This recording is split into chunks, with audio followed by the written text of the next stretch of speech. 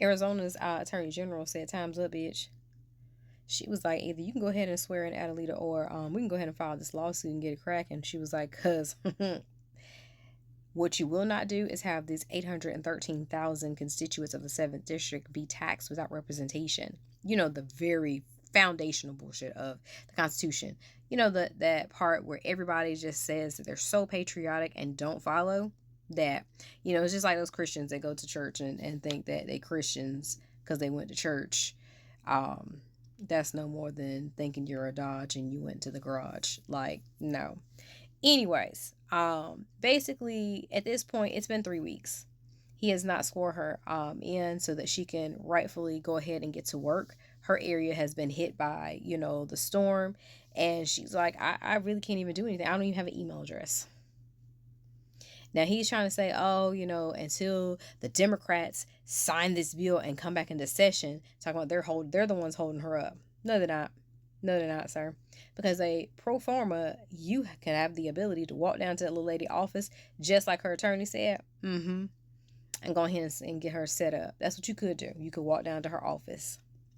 She was like, but since you have decided to come up with every excuse under the sun, she was, I'm gonna go ahead and file this little lawsuit, and then you can come up with the excuses with the judge. That's what you could do.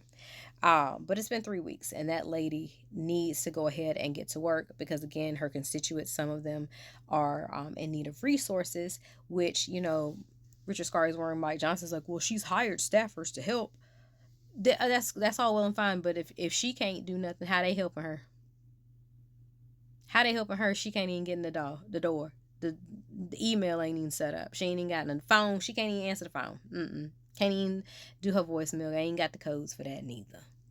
But, you know, by all means, let's talk about the staff that she hired so that she could hit the ground running. Because, again, you're so afraid of her signing that last signature that would force your hand to go ahead and release those e-files. And she said she was going to do it. She was like, put me in the game, coach.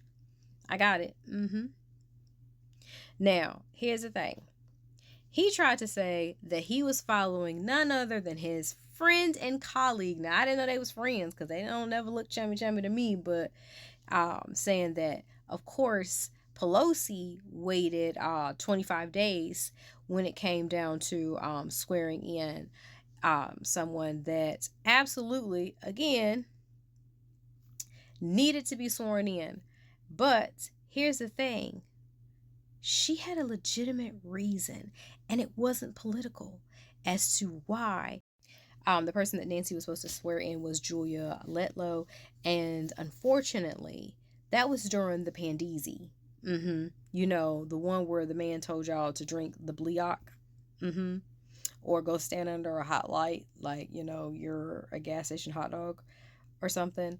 And the sad part of this is Julia Letlow lost her husband to something that was preventable, but you all decided to be disastrous when it came down to alerting the public. But then you want to try to talk about how, you know, the other states withheld these swearing ins and it wasn't what you thought it was.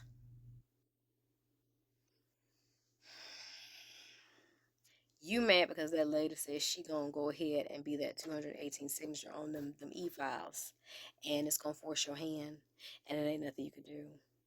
Hmm. Y'all, America's not a real place, and here we are. We will see what happens with this. Will she get sworn in? Will she not? As the government turns.